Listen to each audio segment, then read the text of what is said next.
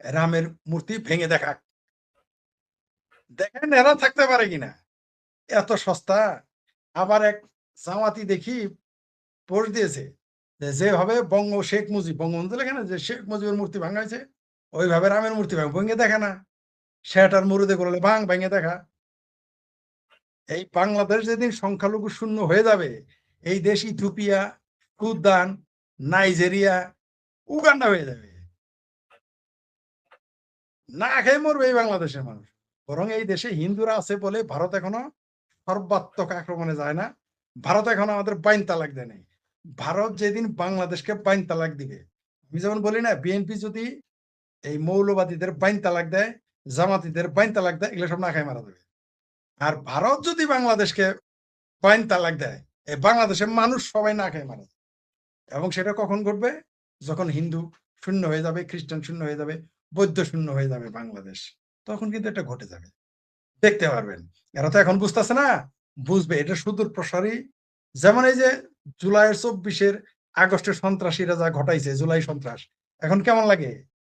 Garments বন্ধ, ব্যবসা বন্ধ, শিল্প বন্ধ, কারখানা বন্ধ, ব্যবসা বাণিজ্য নাই। কেমন লাগে শেখ হাসিনাকে স্মরণের পরে? ঠিক ওইরকম মজা বুঝবে এই বাংলাদেশ থেকে হিন্দু তাড়িয়ে দেওয়ার পরে, বুঝবে এই দেশের মানুষ কিভাবে না খায় থাকে। এখনই তো লিল্লা খায় চলতে হয়, মাদ্রাসা সব চলে লিল্লার উপরে, মসজিদ বানায় লিল্লার টাকা দেয়া। তো হিন্দুরা যখন চলে যাবে না, সংখ্যালঘুরা যখন চলে যাবে বাংলাদেশ ছেড়ে, একেবারে ভাতে মরবে বাংলাদেশ, এটা চিন্তাই করতেছে না। এরা মনে করতেছে আসমান থেকে মান্না সালো আসবে, বসে বসে খাবে। আল্লাহ শুধু বাংলাদেশের এই বলৎকারী মৌলবীদের জন্য পয়সা নাই, যেহেতু আল্লাহ হিসেবে আল্লাহর জন্য সারা পৃথিবী কলা, সারা পৃথিবীর মানুষের তিনি খাওয়াবেন। বাংলাদেশের বাঙ্গ বলৎকারী মৌলবীদের খাওয়ানোর জন্য আল্লাহ সপ্তম আসমানে বয়ে থাকে না। কিন্তু বাংলাদেশের মুসলমান এটা মনে করে, এদের কাছে সুদখোর ইউনূস নবী হয়ে গেছিল, এখন আবার তারেক রহমান ভালো ছিল, এখন খারাপ হয়ে যাইতেছে। আপনি দেখেন না ইসলামী ব্যাংক না চিকরি করতেছে, কারণ জানে যে তথাকথিত জামাতি ব্যাংক বন্ধ হইলে ইসলামী ব্যাংক জামাতি টিম হয়ে যাবে। এই জন্য তো চিৎকার চেঁচামেচি করতেছে। যারা বাংলাদেশে রামের মূর্তির বিরোধিতা করে, তাহলে বিদেশে গিয়ে কিভাবে আচ্ছা, বাংলাদেশের মুসলমান বাবরি মসজিদ বানানোর জন্য কলকাতায় টাকা পাঠায় নাই, মুর্শিদাবাদে টাকা পাঠাইছে কিনা বলেন? ভারতের মুসলমানেরা 600 কোটি টাকা তুলে ইরানে পাঠায় নাই, তাদের কি জেলে পাঠাইতে হবে? বরং আরবে, সৌদি আরবে, জর্ডানে, কুয়েতে, দুবাইয়ে যারা ইরানের জন্য টাকা পাঠাইছে তাদের জেল হইতেছে, পিঠায় বের করে দিতেছে, ঘেটি ধরে বের করে দিতেছে, দেশে পাঠাই দিতেছে। কিন্তু ভারত থেকে কিন্তু 600 কোটি টাকা ইরানে পাঠাইছে। তো বাংলাদেশের হিন্দুরা তাদের ভগবান রামের মূর্তি বানাবে, কি সমস্যা তাদের? বাংলাদেশের লিল্লাখোর মৌলবীরা মনে করতেছে এটা ইয়ার কি, কিন্তু এতে যে কি পরিণতি হবে আপনি কিছুদিনের পরেই দেখতে পারবেন। বাংলাদেশের সার্বভৌমত্ব নিয়ে টানাটানি লাগবে, বাংলাদেশের অর্থনীতি নিয়ে টানাটানি লাগবে, যদি এই রামের মূর্তি এখানে না গঠিত না থাকতে দেয়। দেখতে পারবেন এই আসমান কি মৌলবীদের বাপের, এই জমিন কি মৌলবীদের বাপের, যে হইতে দিবে না। তাদের কথায় মন্দিরের ভিতরে থাকবে না বাইরে থাকবে, এদের কথাই সব হবে। এবার কেস কি কলে করবে মৌলবী? আপনি ময়ূকের কথা বাদ দেন, চুলকানি কে দিয়েছে? চিকেন নেক খেয়ে ফেলবে, এটা কে বলেছে? ইউনুস বলেছে। এই সুদখোর ইউনুস, জামাতিদের নবী, বিএনপির নবী, ভাবির পোলাদের নবী ইউনুস বলেছে। মৌলবী লিল্লাখোর মৌলবী জামাতি মৌলবীদের নবী, নয়া নবী, ডিজিটাল নবী ইউনুস বলেছিল চিকেন নেক হুমকির মধ্যে ফেলবে। তারপরে ভাবির পোলারা সকাল বিকাল চিকেন নেক খেয়ে ফেলে, তারপর রিটায়ার্ড মেজর উষ্টা খায় পড়ে যায়। এমনকি বাংলাদেশে তারা চিকেন নেক খেয়ে ফেলবে। এমনকি বাংলাদেশে হাঁপানি রোগী রিক্সাওয়ালারা বলে ভারত দখল করে নিবে। উস্কানিটা কে দিয়েছে? আজকে বাংলাদেশ যদি চিকরা চিকরি এই চিকেন নেক নিয়ে চেঁচামেচি না করতো, ওইখানে কি সামরিক তৎপরতা ভারত কোনদিন চালিয়েছিল? চালায়নি। এরা চেঁচামেচি করার পর সামরিক তৎপরতা বেড়ে গেছে। তেমনি চিকেন নেক এখন হাতের নেক বানানোর জন্য ভারত সর্বাত্মক চেষ্টা করবে, এটাই স্বাভাবিক। আপনি যদি আরেকজনের বাসায় আগুন লাগাইতে চান প্রতিবেশীর, তো প্রতিবেশী তো চাইবে আপনার বাড়ি অর্ধেক দখল করতে। এটা তো স্বাভাবিক, স্বাভাবিক ঘটবেই। এটা ময়ূকের কেন বলতে হবে? এই চুলকানি তো বাংলাদেশ থেকে, উস্কানি তো বাংলাদেশকে দিয়েছে। আজকে বাংলাদেশ যে ভাষায় কথা বলে, এই বাংলাদেশের লিল্লাখোর রিক্সাওয়ালা, তার মৌলবী, রিটায়ার্ড মেজর, উষ্টা খাওয়া মেজর, ঠিক আছে, ছিড়তে পারবে না। মানে সাল্লাই কুত্তার নাম বাঘা যেভাবে বলে ভারতকে দখল করবে। এরা যদি ভারতের মতো শক্তিশালী হইতো, ধরেন ভারতটা এখন বাংলাদেশ, বাংলাদেশটা ভারত, এই বাংলাদেশ নামে কোনো অস্তিত্ব থাকতো দেশের? আমি এই জন্য বারবার বলি, বাংলাদেশের মানুষের কপাল ভালো যে বাংলাদেশ ভারতের মতো একটি নিরীহ শক্তিশালী দেশ পেয়েছে। তা না হলে দেখতো কি হইতো এই দেশের ঘটনা। এটা যদি পাকিস্তান হইতো, এটা যদি আফগানিস্তান হইতো, এটা যদি ইরান হইতো, এটা যদি ন্যূনতম বার্মা হইতো, তাহলে তখন বাংলাদেশ অর্ধেক দখল করে নিত। আমাদের তো কপাল ভালো। এটা কোথায় যেতে পারে আসলে?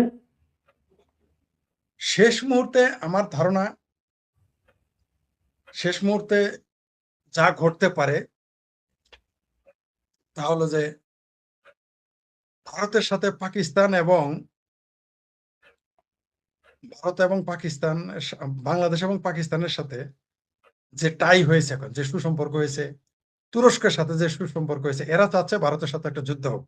আমি যেটা বারবার বলি যে বাঘ মারতে শত্রুকে পাঠাবে, যদি বাঘ মরে তাহলে লাভ, আর যদি শত্রু মরে তাও লাভ, দুই দিকেই লাভ পাকিস্তানের। পাকিস্তানের তুরস্ক চাইতেছে ভারতের সাথে বাংলাদেশ একটা যুদ্ধ হোক। এই যুদ্ধটা হলে যদি বাংলাদেশ হারে তাও লাভ, বলবে যে এই যে দেখো ভারত তোমাদের দুশ্মন, তোমরা স্বাধীন হয়েছিল বলে মাইর খাইলা। আর যদি ভারতের ক্ষতি করতে পারে তাহলে তাদের ডাবল লাভ, বাংলাদেশ তো ফ্রি পাইলো, সাথে ভারতের ক্ষতি করতে পারলো। সেই জন্য তারা এই চুলকানিটা দিচ্ছে, একাই যে ঘাও বানাইতেছে বাংলাদেশের জাউনের ভাষায় যদি বলি। কিন্তু ভারত তার মতো করে সে গেম খেলবে, টেরই পাবে না কোন দিকে। ওই দেখেন পাকিস্তান ভাঙে কয়েকবার, পাকিস্তান ভাঙে ভাঙে। আপনি তো শুনেছেন যে ভারতের অধিকৃত যে কাশ্মীর, সেখানে অলরেডি 30 জন মারা গেছে। এখন কেউ চেঁচামেচি, এখন বাংলাদেশে মুসলমানও চেতে না, বাংলাদেশে মানবাধিকার সংস্থা চেতে না, বাংলাদেশে বামপন্থীরাও চেঁচামেচি করে না, কারণ এটা মারা গেছে পাকিস্তানের ভিতরে, পাকিস্তানের ভিতরে মারা গেছে, এই জন্য আর মুসলমান মূল্যের সমস্যা নাই। কিন্তু ভারতে যদি 3 জন মারা যেত, বাংলাদেশে এখন মিছিল শুরু হয়ে যেত। ধরেন যে 30 জন এখন পাকিস্তান অধিকৃত কাশ্মীরে মারা গেছে, আর জম্মু কাশ্মীরে এখন 3 জন মারা গেছে, বাইতুল মোকাররম গরম হয়ে যেত। কিন্তু এখন তারা নীরব, কারণ কি? কারণ ভারতের কাশ্মীরে মুসলমান তাদের ভাই হয়, আর বেলুচ মুসলমান আর কাশ্মীর পাকিস্তানের ভিতরে কাশ্মীর এগুলো সুতির ভাই হয়ে যায়, তাই তারা চুপচাপ। এই দেশের অনুভূতি হচ্ছে সিলেক্টিভ, মানে মুনাফেকি বদমাইশি করতেছে তারা। এগুলো পরিচিত শেষ পরিণতি হলে এটা যুদ্ধ হবে। যুদ্ধটা হলে বাংলাদেশের কপালে খুব খারাপই আছে, এটা তো দিনের আলোর মতো পরিষ্কার, কে না জানে। কিন্তু বাংলাদেশের বাঙ্গু 71-এ পরাজিত শক্তিদের খুব খায়েশ হয়েছে ভারতের সাথে একটা যুদ্ধ করার। তো আগে চাইতাম যে যুদ্ধ না হোক, বরং আমি ভারতীয়দের বলতাম, ভাই বাংলাদেশের এই কিছু পেয়ারা পাকিস্তানের জন্য আপনারা বাংলাদেশে অর্থনৈতিক অবরোধ দিয়েন না, আপনারা বাংলাদেশে রপ্তানি বন্ধ করেন না, আপনারা বাংলাদেশের সাথে যুদ্ধ করেন না। কিন্তু এখন এদের চুলকানি দেখে মনে হইতাছে ভারতকে বলতে হবে যে আগে যেটা বলছিলাম কথা ফিরাই নেন, এর উপরে অর্থনৈতিক অবরোধ দেন, এর উপরে রপ্তানি বন্ধ করে দেন, দেখবেন এমনি ভাতে মারা যাবে। এটা এখন আমারই বলতে ইচ্ছা করতেছে, এদের ফালাফালি কুদাকুদি দেখে। আমার মনে হয় শেষ মুহূর্তে এদের খুব শখ উঠেছে যে দুর্ভিক্ষে মারা যাবে, এটা খুব শখ উঠেছে তাদের। সেই জন্য বাংলাদেশের মানুষ ভারতের বিরুদ্ধে এইভাবে উঠে পড়ে লেগেছে। এমনিতেই তো দেশে এতিমখানায় ভরপুর, তখন পুরো বাংলাদেশটাই যাতে একটা এতিমখানা হয়ে যায়, সেই ব্যবস্থা আমাদের বাংলাদেশের মৌলবী ওই পাকিস্তানের উস্কানিতে, আমাদের ভাবির পোলারা, বিএনপি, জামাত, চামড়ানাই পীরেরা এই জন্য একটু পাকিস্তান এবং তুরস্কের উস্কানিতে ফালাফালি করতেছে। কিন্তু জানে না পরিণতিটা কি হবে, এরা বুঝতেই পারতেছে না। পাকিস্তানের মতো দেশকে ভিখারিস্তান বানিয়ে ফেলেছে এই ভারতের কূটনীতি। তাহলে বাংলাদেশের জন্য কি কপালে খারাপই অপেক্ষা করতেছে, সেটা তো সহজেই অনুমান হতেন না, কারণ এগুলো আমরাই সুযোগ করে দিয়েছি কথা বলার জন্য। ঠিক আছে? জি, মিস্টার কি টিম জিয়া, জি, আপনারা জি। পাকিস্তানের দালাল তো, তাই আপনাদের মনে হয় যে সবাই ভারতের দালাল মনে হয়। ঠিক আছে? দালালি আপনার বাপেরা পাকিস্তানের করেছিল, আপনারাও এখনো করতেছেন, করতে থাকেন। শিক্ষাটাও পাবেন, অপেক্ষা করেন। ভারতের মতো নিরীহ প্রতিবেশী না হইলে, না থাকলে এ চাপা মারা এমনি বন্ধ হয়ে যেত, আপনাদের সোজা হয়ে যাইতেন। আপনারা হয় গল্প ফাঁদছে, আর তা না হয় ডিজিএফআই এর প্রেসক্রিপশনে কথা বলেছে। এটা তো শুরুতেও বলেছিলাম, এটা হয় ডিজিএফআই এর প্রেসক্রিপশন, না হলে মতিউর রহমান সাহেবের মানব জমিনের তার এটা, এটা একটা বানানো গল্প, মার্কেটে খাবে, তা এগুলো করতেছে, আর কোনো কারণ নেই। শেখ হাসিনা কি করছে না করছে মতিউর রহমান বলে কয়ে করছে নাকি, সেটা তো সময়, শেখ হাসিনা যখন প্রকাশ্যে আসবেন, কথা বলবেন, আমরা জানবো। অনেকেই জানে যে আসল ঘটনাটা কি। এই বাংলাদেশে এই মুহূর্তে শেখ হাসিনা এবং শেখ রেহানাকে হত্যা করতে চেয়েছিল এই সেনা, মোল্লা আর মিলিটারির যে ষড়যন্ত্রকারী যারা, তারা চেয়েছিল শেখ হাসিনা এবং শেখ রেহানাকে মেরে ফেলবে। কিন্তু ভারত সরকারের চাপে, ভারত সরকারের আহ হস্তক্ষেপের কারণে হত্যা করতে পারেনি। আরেকটা কারণে করে নাই। সেটা হলো যদি শেখ হাসিনাকে হত্যা করে ৭৫ এর মতো বাংলাদেশের মানুষ বসে থাকতো না। দেশে সিভিল ওয়ার হয়ে যেত। এটাও সেনাবাহিনী পরে বুঝতে পারছে। তো এই যে বাংলাদেশের জনগণের ডরে আবার ভারতের প্রেশার কিছুটা আছে। এই ২ কারণে তাদের জীবিত যেতে দিয়েছে। আর কোন কারণ নেই। তাই এরা কি গল্প বলে না বলে এগুলো নিয়ে চিন্তা করার, আলোচনা করার সময় আমাদের হাতে নাই। কারণ আমরা জানি মিডিয়া কি করবে। এই মিডিয়াই যখন আওয়ামী লীগ ক্ষমতায় আসবে, এই মিডিয়াই তখন এই ওয়াকার, ফোয়াকার, তারপর আমার ভাবির পোলা, বিএনপি, জামাত এদের নিয়ে কত নিউজ এরা ছাপবে। যা ঘটেছে তাও বলবে, যা ঘটেনি তাও বলবে। এগুলো মিডিয়াকে নিয়ে কি এই মতিউর রহমানই যে আজকে আমরা আনিসুল হককে কি শেখ হাসিনার দরবারে আসা যাওয়া করতে দেখি নাই? আমরা যে সমস্ত সাংবাদিক এখন শেখ হাসিনার বিরুদ্ধে কথা বলে, শেখ হাসিনার জুতা চাটতে আমরা তাদের দেখি নাই? এই গিদর ফারুকী নাকি শুয়োর ফারুকী, তিশাদের কি শেখ হাসিনার জুতা চাটতে দেখি নাই? আওয়ামী লীগের জুতা চাটতে দেখি নাই? ওবায়দুল কাদেরের জুতা চাটতে আমরা দেখি নাই? দেখেছি। হাসান মাহমুদের জুতা চাটতে দেখি নাই? এই তিশা, তারপর তিশার ভাতা গিদর ফারুকীকে জুতা চাটতে দেখি নাই? সাদ্দিক কায়েম, তারপর কি যারা এখন ছাত্র শিবিরের গুপ্ত যারা এখন ভিপি হয়েছে, জিএস হয়েছে, আরো নেতা হয়েছে, তারা কি ছাত্রলীগের ছায়াতলে জুতা চাটে নাই? তো এগুলো আবার চলে যাবে এই প্রথম আলো, তারপর যত পত্রিকা, প্রথম আলো, শেষ আলো, যত আলো দেখেন, এই পত্রিকাগুলো কি আওয়ামী লীগের জুতা চাটে না? আবার চাটবে। আরে ভাই, আমি মন্ত্রী হলে তো আমার জুতা চাটা শুরু করবে। আমি যে ফরিদ নৈশি, আমি কেউ না। আমি নোবডি, আই এম নোবডি। আমার জুতা চাটাই শুরু। আমরা কি আনিসুল হককে দেখি নাই? কিভাবে আসিফ সাহেবের পিছনে ঝোলা নিয়ে দৌড়াইতেছে আমরা দেখি নাই? আনিসুল হককে আমরা দেখি নাই আওয়ামী লীগের নেতা মন্ত্রীদের পিছে দৌড়াইতে? এগুলো আমরা দেখেছি। এই সাংবাদিকদের নিয়ে আসলে আর কিছু বলতে চাই না। এদের সাংবাদিকতা পেশাদার যারা অনেক ভালো সাংবাদিক চিনি, তাদের শ্রদ্ধা করি। এখন গালি দিলে তাদের গায়েও পড়বে, তাই বলতে চাই না। এই সমস্ত সাংবাদিক এরা হলো খয়ের খা। এরা হলো সাংবাদিক তুমি কার? কয় যখন যে আমার। কয়দিন আগে তারা শেখ হাসিনার ছিল, তারপর তারা ইউনিসের হয়ে গেছে, এখন তারেক রহমানের। কয়দিন পর আপনার হয়ে যাবে, আমার হয়ে যাবে। এগুলো আমরা জানি। ঠিক আছে? এখন আমাদের আ ডাকে না, কারণ আমাদের ডাকলে টিভি চ্যানেল ভেঙে ফেলবে, তাই ডাকে না। কয়দিন পরে আমাদের আবার ডাকবে। টিআরপি এখনো কারোর চেয়ে কম হবে না। ওই যে টাকলা ফুয়াদ নাকি ওই যে আরেকটা জামাতি কেসকিপ বান্দির বলা শাহরিয়ার, ওদের ডাকার চেয়ে আমাদের ডাকলে কি টিআরপি কম হবে টিভির? কোন ওদের চেয়ে টিআরপি ৪-৫ গুণ বেশি বাড়বে। কিন্তু আমাদের এখন ডাকবে না। কারণ ওই যে পয়সা নাই। আবার ডাকবে আমাদের। আমরা জানি। কত ডাকবে, পায়ে ধরে পড়ে থাকবে। পায়ে ধরে সাংবাদিকেরা টিভি চ্যানেলে পড়ে থাকবে যে আমাদের এখানে একটু কথা বলেন। ঠিক আছে? কত ডাকবে আমাদের, আপনাকেও কত ডাকবে। আমরা ওগুলো জানি। তখন আমরা যাবো কিনা চিন্তা করে দেখব। আর টিভিতে আমাদের না ডাকলে কিছু যায় আসে না। তাদের সাথে কি আমাদের পরিচিতি কম হয়েছে? বরং আরো বেশি হয়েছে। বরং এখন টিভি চ্যানেলের চাইতে আপনাদের ইউটিউব চ্যানেলে আসাতে সারা বাংলাদেশ আমাকে চিনে। এগুলোই বরং ভালো, এগুলোই ঠিক আছে। এখন বাংলাদেশের মানুষ টিভি দেখে না, সিনেমাও দেখে না। এমনকি বাংলাদেশের টিভিও দেখে না। তারা কিন্তু ইউটিউব দেখে। বাংলাদেশের মানুষ পক্ষের হোক, বিপক্ষের হোক। তো যারা এখন টিভিতে এই যে কথা বলতেছে, পরিস্থিতির ক্রিয়েট করেছে তারা, এরা এরকম শেখ হাসিনা নিয়ে বলবে, কয়েকদিন পরে আপনাকে নিয়ে বলবে, আমাকে নিয়ে বলবে, বলবেই তো এরা। বলতেই থাকবে, বলতে দেন। এরা তো খয়ের খা। এরা কালকে আরেকজনের, কালকে যদি পরশুদিন যদি অন্যজন ক্ষমতায় আসে, তার জুতা টানবে এরা। এটা আমরা জানি। আবার তারা মনের মাধুরী মিশিয়ে গল্প সাজাবে। বাংলাদেশের জনগণের এখন আর আস্থা নাই। বুদ্ধিজীবী বলেন, আগে শুধু রাজনীতিবিদদের প্রতি আস্থা নষ্ট হয়ে গেছিল।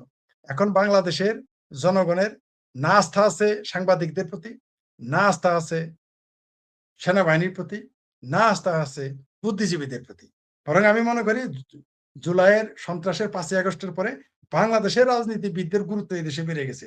মানুষ এখন বুঝে গেছে যে নোবেল লরিয়েট হলে দেশ চালানো যায় না। মানুষ বুঝে গেছে মোল্লাদের যতই আপনি সংসদে পাঠান দেশ চলে না। তো প্রমাণ হয়ে গেছে। রাজনীতিবিদদের হাতেই রাজনীতি দিতে হবে ক্ষমতা। এটা এখন স্পষ্ট। দিন যত যাচ্ছে ততই স্পষ্ট থেকে স্পষ্টতর হচ্ছে, যার কাজ তারই সাজে, অন্য করলে ঝাঁঝর বাজে। সেটা আমরা দেখেছি এবং বাংলাদেশ ওই দিকেই যাচ্ছে। ইউনূস ক্ষমতা নেওয়ার পরে থেকে এখন পর্যন্ত, এখন আমাদের জাতীয় ভাইয়া যিনি মুসলেখা প্রধানমন্ত্রী হয়ে আছেন, দেশের অর্থনীতি ধীরে এমনই অর্থনৈতিক পরিস্থিতির দিকে গেছে যে খোদ বাংলাদেশী বংশোদ্ভূত বাংলাদেশের নাগরিক রবিন খুদা বিনিয়োগ করে ভারতে। দিল্লি না ঢাকা, মাশাআল্লাহ দিল্লি চলে গেছে বাংলাদেশে বিনিয়োগ। যেই দেশে এই জঙ্গি, এই যে আমাদের আমাদের আমাদের একজন, আমাদের মরক্কোর যে রাষ্ট্রদূত ছিলেন, তিনি সুন্দর বলেছেন। হারুনুর তিনি বলেছেন, রশিদ। জি, ডক্টর হারুনুর রশিদ, তিনি চমৎকার কথা বলেছেন। খুব পছন্দ হয় আমার তাকে। তিনি বলেছেন যে, যেই দেশে জঙ্গিরা ঘুরে বেড়ায়, যেই দেশে হাসানাতের মতো জঙ্গি, মাহফুজের মতো জঙ্গি ঘুরে বেড়ায় যেই দেশে, যেই দেশে গিজ করে মাদ্রাসায়, যেই দেশে গিজ করে মৌলবি, সেখানে কেউ বিনিয়োগ করবে? করবে না। তো সুতরাং যা হবার তাই হচ্ছে এই দেশে, এবং হবেই। কেউ রক্ষা করতে পারে না। এই দেশকে রক্ষা করার এখন কেউ আর আছে বলে আমার মনে হয় না, শেখ হাসিনা ছাড়া। ক্রাইসিস ম্যানেজার শেখ হাসিনা শুধু আওয়ামী লীগের নেতা নন, তিনি দেশের প্রধানমন্ত্রী নন, তিনি ক্রাইসিস ম্যানেজার। সমালোচনা আপনি করতে পারেন, প্রত্যেক মানুষেরই আলোচনার সমালোচনা সবই আছে। একটা মানুষের ১০০ তে ১০০ কখনো ভালো হয় না। আর ভালো হলেই তারপরও সমালোচনা করতে হয়। আমি করব। কারণ সমালোচনা কেন করব? যাতে আরো দেশ ভালো হয়, যাতে আরো এগিয়ে যায়। শেখ হাসিনা আমাদের ফ্লাইওভার দিয়েছেন, শেখ হাসিনা আমাদের 4 লেন রাস্তা দিয়েছেন, শেখ হাসিনা আমাদের মেট্রো রেল দিয়েছেন। আমরা সমালোচনা করব যাতে আরো বেশি কিছু দেয়, সেই জন্য অবশ্যই সমালোচনা করবো, কেন করবো না? কিন্তু এখন যা হচ্ছে এটা তো ডাউন, নিচের দিকে। এদের সমালোচনা, এখন যে সরকার আছে সমালোচনার যোগ্য না। এখন যে বিরোধী দল আছে এটা সমালোচনা করার যোগ্য না। সমালোচনা তার করে যার মিনিমাম যোগ্যতা আছে। এত কোনো যোগ্যতা নেই। এদের ঘৃণা করা যেতে পারে, করুণা প্রকাশ করতে যেতে পারে। এই সরকার এবং বিরোধী দলের প্রতি তো আমার ঘৃণা নাই। আমার আছে, মানে এদের প্রতি তো আমি সমালোচনা করি না, আমি ঘৃণা প্রকাশ করি। আমি এদের